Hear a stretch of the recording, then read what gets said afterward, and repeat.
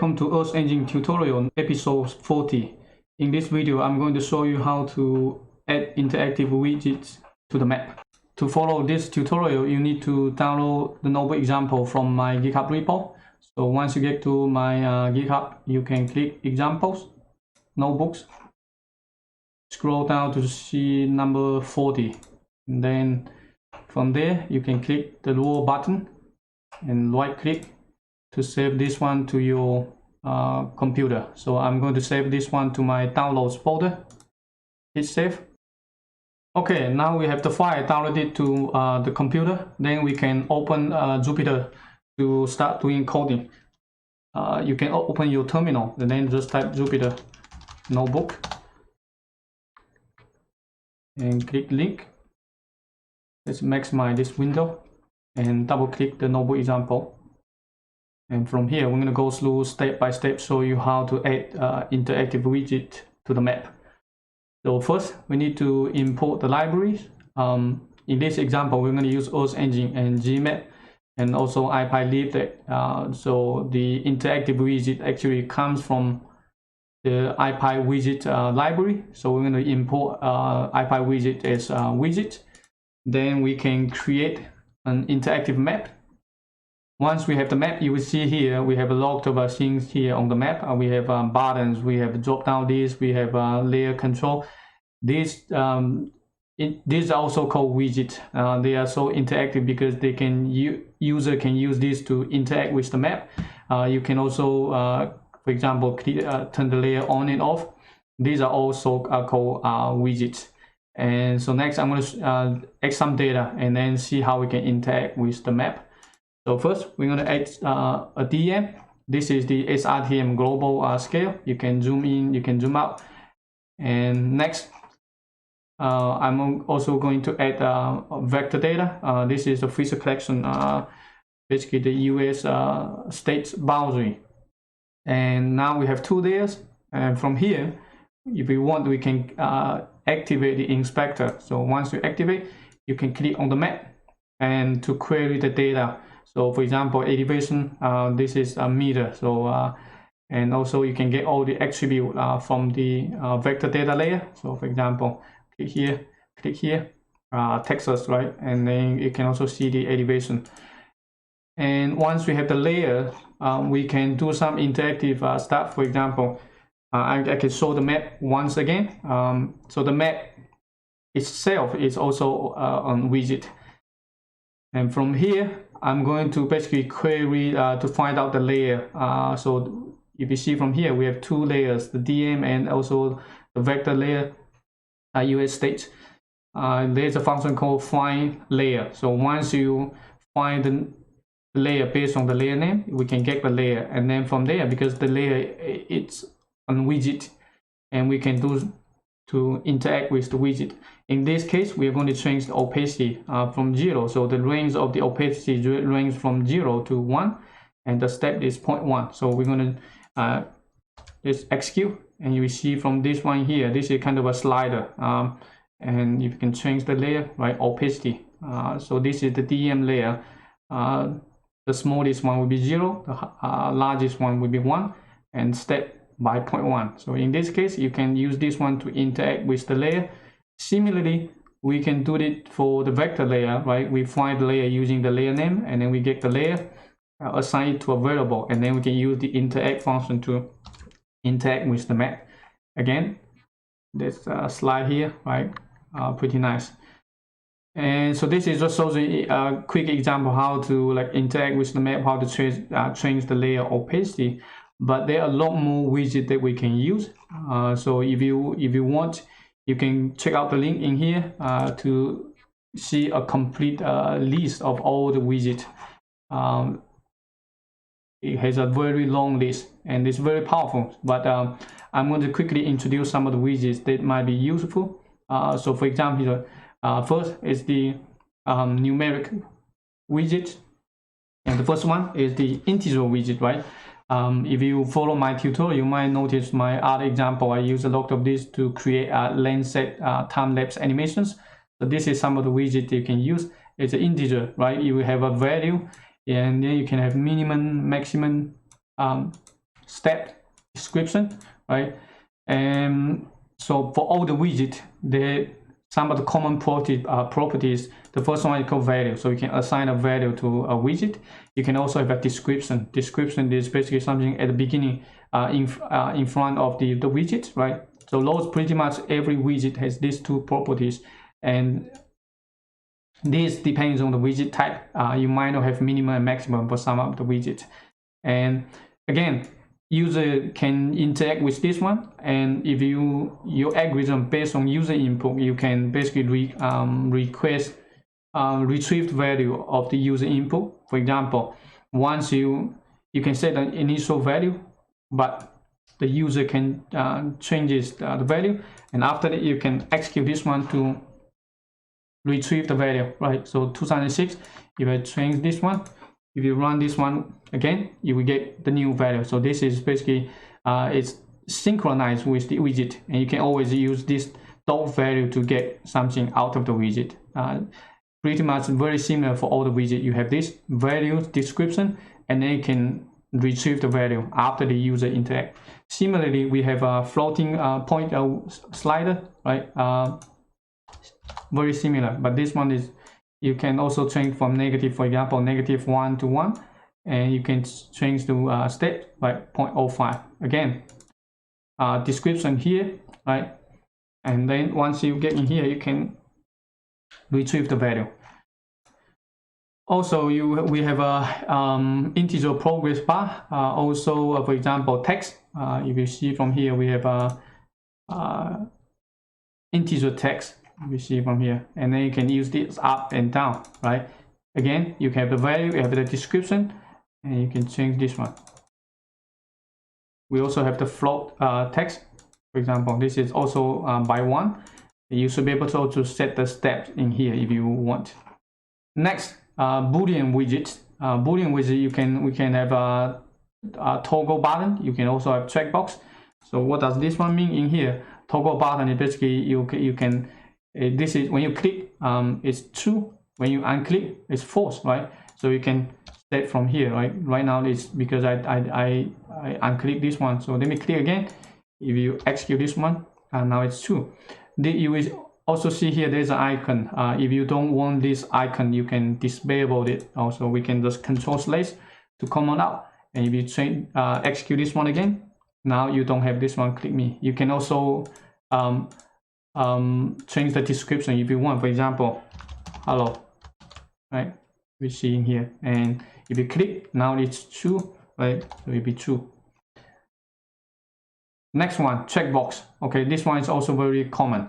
You can see from here, widget.checkbox. By default, right, it can be true or false. If it is checked, it will be true. If not, it will be false. And then you can here disable indent. Right, so I haven't checked this one. It's false. Once I check, it becomes true. Next one, selection widget. If you the drop down list, if you check, let's go back to the map in here, just show you what does this one mean. So if you see from here, you can have a log of, for example, this will be if I type elevation, and this one actually this drop down list comes from the IPy widget. Just to let you know how I develop those widgets. So very simple. You can have an option, a value, description. You can also provide option, allow users to select from the drop-down list. So in this case, I provide 3 options, and right, Canada, USA, Mexico. And once the user selects one, and they can retrieve the value using dot value. If I change this one to Mexico, if I run this one again, it becomes Mexico. So this is how you can accept user input if you need allow user to select something, and then you're going to run the algorithm based on the user input. You can use this way. So user don't have to touch the algorithm source code. They just interact with this. Just click and click. They're very easy to do. Next one, radio buttons. Similarly, if you don't want to use a drop-down list, you want to show all the options all at once, you can use these radio buttons. Very similar options, value, description, and if you change, execute, you will see this one. Next one, string widgets. This is also very common. If you want user to type something and then you retrieve the value, what user enter, then you can simply use the text, value, description, and right. So if I change to, for example, Canada, and hit enter, so now you will retrieve the value, you will become Canada. This is just one line. If you want multiple line, you can use the text area again, right? You can use multiple line if you want. You can also change the size from here. Next one, HTML. This one is very powerful because you can pretty much have very complicated HTML script, and then you can embed this one to display. So I'm just going to show you, for example, you just want simple text, you can just write this one. So let's execute, see what happened, right? Simple placeholder. This is the description, and this is the HTML. And in HTML, we can embed, for example, images. So in this case, I'm going to show a logo, Google's engine logo. So you have the img tag, and the source is where the image is from. So this is from the internet, HTTP. You can also set the size, width, and height, right? So FQ, you have a smaller one. If you want, you can change the size, for example, to 200 and 200. Very powerful. So later we're going to show you how you can add this one to the map, right? If you want to add some logos, add some images to the map, you can do that easily.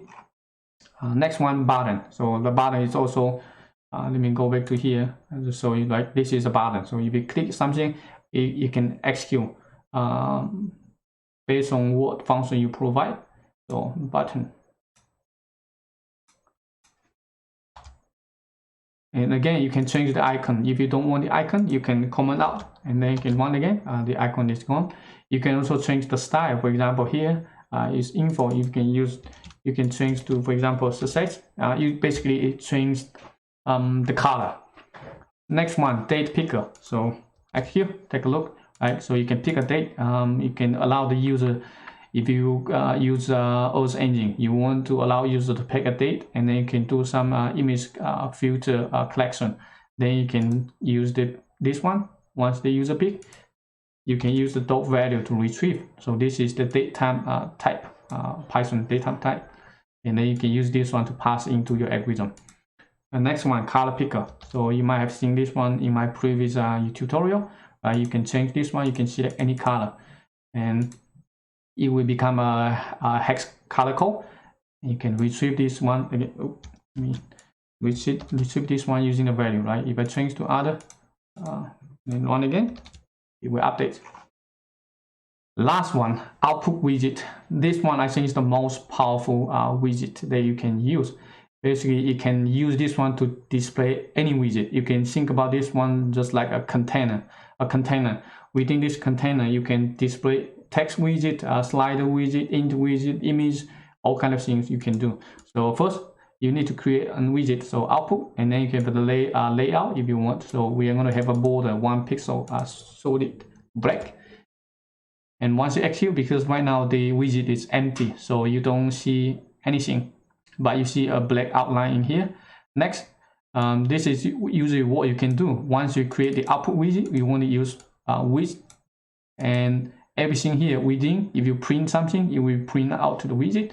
If you add an image, it will also be displayed there.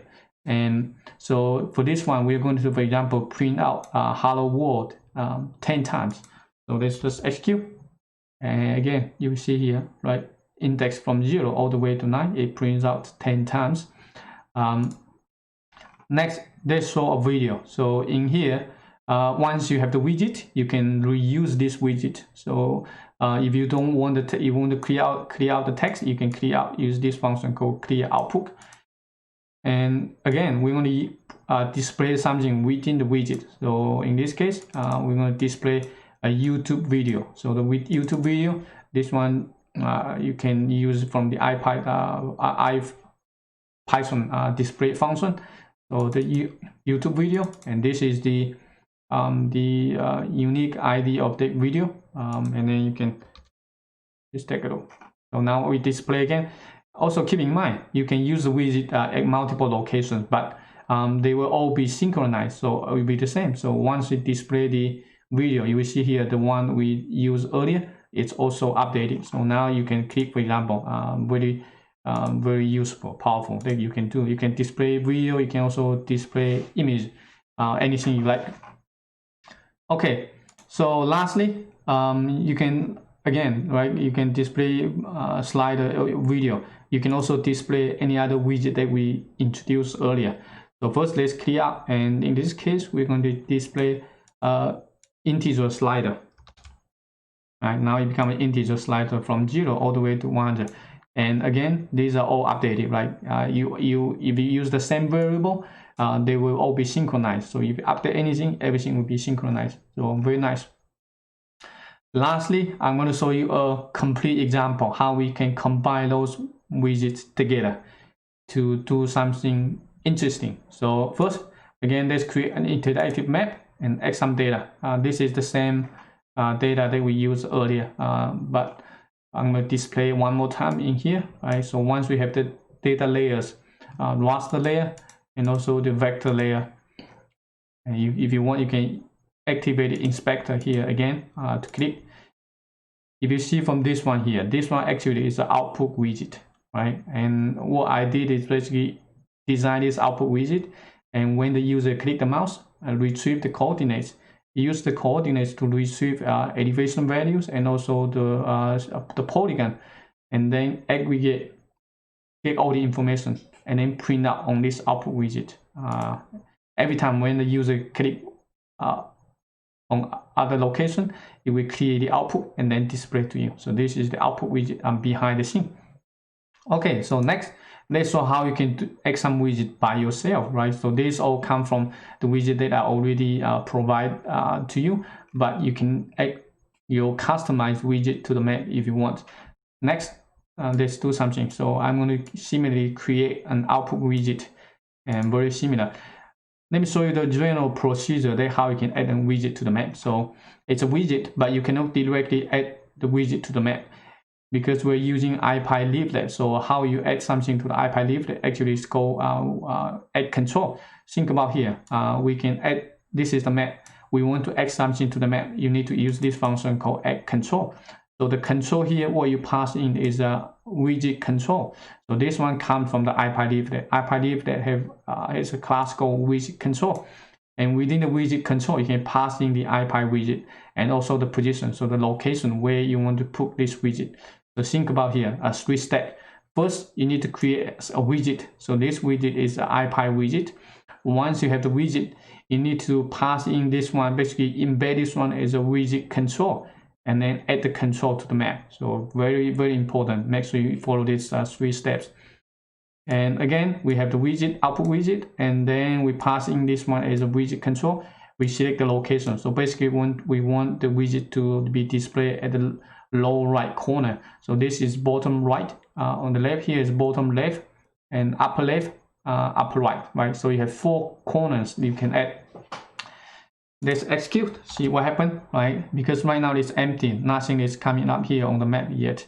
But once you have the widget, you can manipulate the widget. In this case, first line here, we want to print out something. So again, you need to print something direct to the map. If you just like this, print out something, it will be printed here on this notebook, but it won't be printed on the map in here. So just to be aware, if you want to print out something to the map, then you make sure you print out to the widget. So in here, let's execute and look at this, right? Pretty nice. Now you have this. You can print many lines you want. So, and pay attention because it's a widget. It's already printed to here. If you execute this again, how many lines you're going to see, right? 2 or 3. Let's take a look. It should be 3 because we haven't cleaned out the output yet, right? So you can execute as many times as you want. It's going to accumulate the content to the widget. And if you want to clear the output every time, you can run this function. So next, let's see how we can add a logo to the map. Right? First, we clear the output, and then we have an HTML widget. this is the same as we used earlier, right? So this is the Earth Engine logo. We set the size, and once we have the widget, then we use the display function, right? So basically there are two ways you can put things into the output widget. The first one is just print out some simple text. The next one is to use the display function to display any widget. It can be HTML widget, it can be text widget, it can be drop down list, it can be pretty much any IPy widget. So let's take a look. Once we execute, go back to seeing here. Now we have this logo, right? The texts are all clear. The output are being clear. Right, very useful. Just customize this one to your application, and you can add all kind of interesting stuff to the map. Lastly, we're going to do some so-called interaction. What this one is doing is to mimic what we did to this one, right? If you click on the map, you can retrieve all the values. So how we going to do that? Basically, it's on the map, and there's a function called onInteraction. And then from the interaction in here, you can pass in the function. Basically, we monitor the user input, see what the user did, right? And so for this function, we can actually retrieve the coordinates.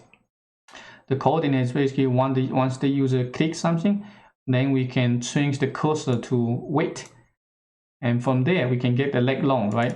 But pay attention, IPyLive they use leg long, but Earth Engine use longitude latitude. So we need to reverse the coordinates. Once you get the coordinates, then you can convert this one to Earth Engine point object, and then use the point object to filter. So basically, when the user click on the map, get the coordinates, and then use the coordinate to figure out which polygon is intersecting with the user location.